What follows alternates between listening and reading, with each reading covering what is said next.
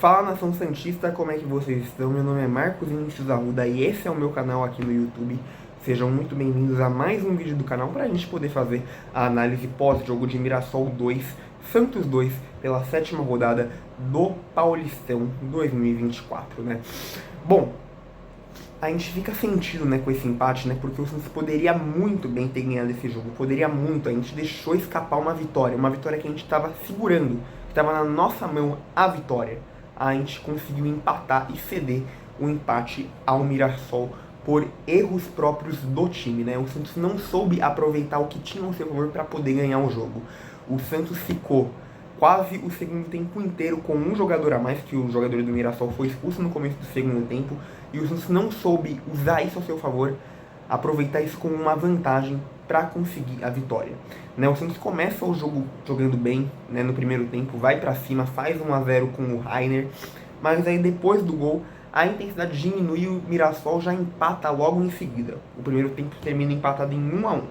No segundo tempo, o Mirassol perde um jogador no começo, o jogador do Mirassol é expulso, né, e daí o jogo fica assim, aberto. Mesmo com o Mirassol tendo um jogador a menos, o Santos tendo um jogador a mais, o Santos não conseguiu se impor. No final do segundo tempo, o William Bigode vai lá e faz 2-1. A partir disso, a gente acha que a gente ia conseguir a vitória, que a vitória ia ser sacramentada, que a vitória seria sacramentada, a gente ganharia esse jogo. Mas não, nos acréscimos, o Mirassol volta a empatar e o jogo termina empatado em 2-2, num jogo muito aberto e muito bem disputado pelo Mirassol. O Santos jogou bem? Jogou, mas poderia ter jogado muito melhor. E se tivesse jogado melhor, conseguiria a vitória. A vitória estava na mão do Santos e o Santos conseguiu deixar escapar por erros próprios. Se tivesse jogado melhor do que jogou, porque jogou bem, mas se tivesse jogado melhor e muito melhor, a vitória teria vindo. O Santos jogou bem, mas deixou a desejar. Enfim, o Mirassol conseguiu segurar, mesmo tendo um jogador a menos, o Mirassol conseguiu fazer uma boa partida, né? Então, o empate do Mirassol foi por mérito. O Mirassol conseguiu um empate por mérito, né? Enfim, é isso que a gente tem para poder falar aqui. Uma vitória que a gente deixa escapar, né? E não sabe usar a vantagem que tem a seu favor para conseguir ela, né? E acaba cedendo um empate por bobeira, por vacilo, por erro, enfim, né? Mas o que eu tenho para falar aqui é que, assim, gente, se a gente for olhar bem para os últimos campeonatos paulistas, 2021, 2022 e 2023, que o Santos correu o risco de ser rebaixado no Campeonato Paulista e nem se classificou para os mata-matas. Agora a classificação já está encaminhada. O Santos já está praticamente classificado para os mata-matas. Praticamente. Nos últimos, o Santos estava correndo o risco de cair e não se classificou.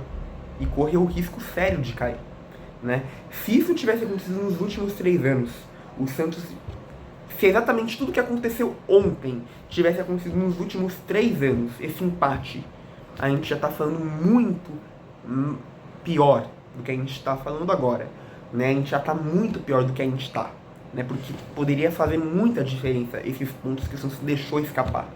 Esses pontos que o Santos deixou escapar ontem foi por bobeira, foi por vacilo, mas agora a gente pode simplesmente, agora com o Campeonato Paulista que a gente está fazendo, a gente fala, acontece como aconteceu, e acontece, deixou escapar uma vitória, deixou de ganhar pontos importantes, perdeu pontos, ao invés de fazer 3 pontos, fez 1 ponto só, né? Fez diferença? Fez, vai fazer. Não faz uma diferença tão grande assim, mas faz diferença. Mas teria feito uma diferença muito maior nos últimos 3 anos, né?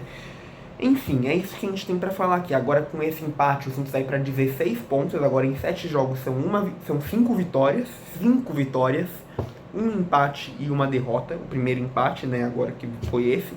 5 vitórias, 1 empate e 1 derrota em 7 jogos, né? São 11 gols marcados e 5 gols sofridos, né?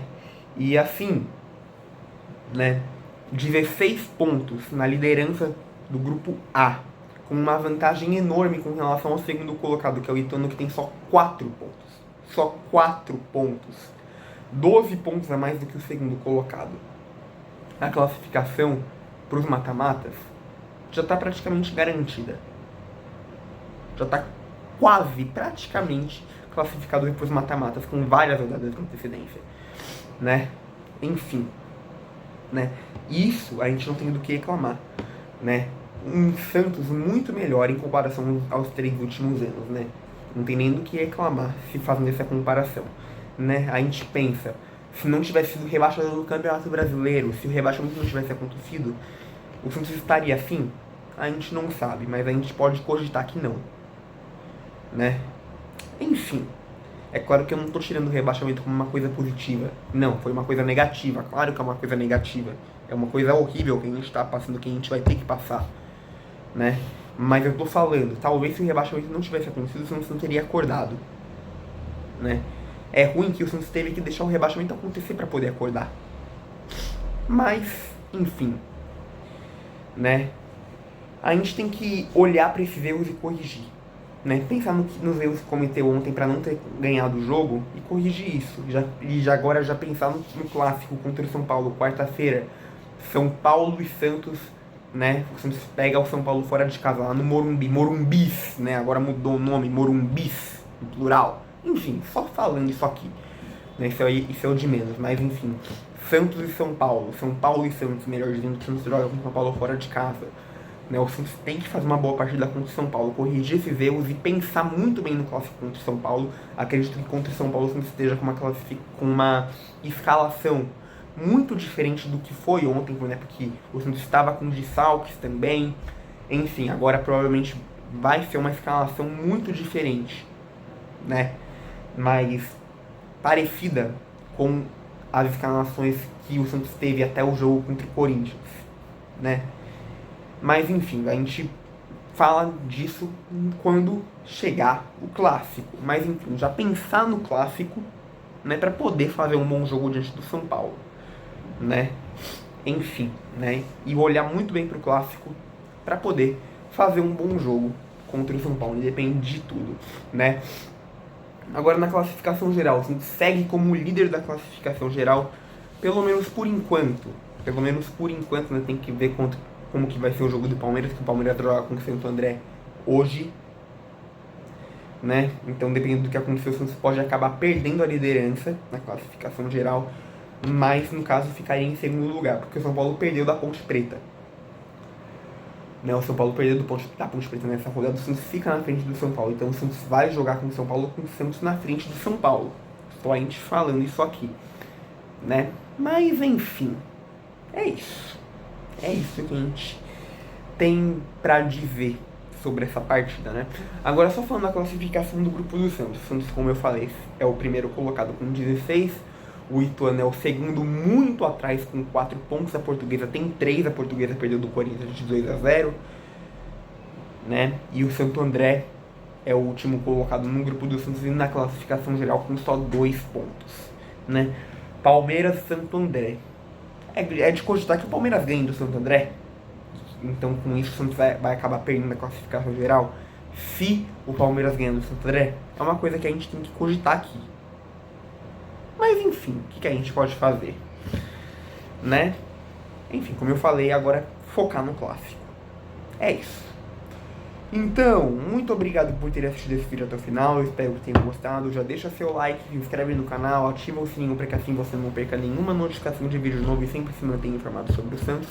E também fala desse canal para todo o santista que você conhece, para que ele também possa se inscrever e se manter informado sobre o Santos, porque fazendo isso você vai estar me ajudando muito nas divulgações dos vídeos do canal. Não custa, é de graça.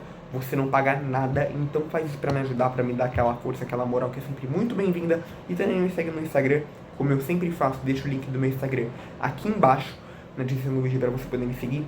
Vai lá e me segue. Agora eu vou ficando por aqui, só que logo mais eu volto com mais vídeos e conteúdos santos pra vocês.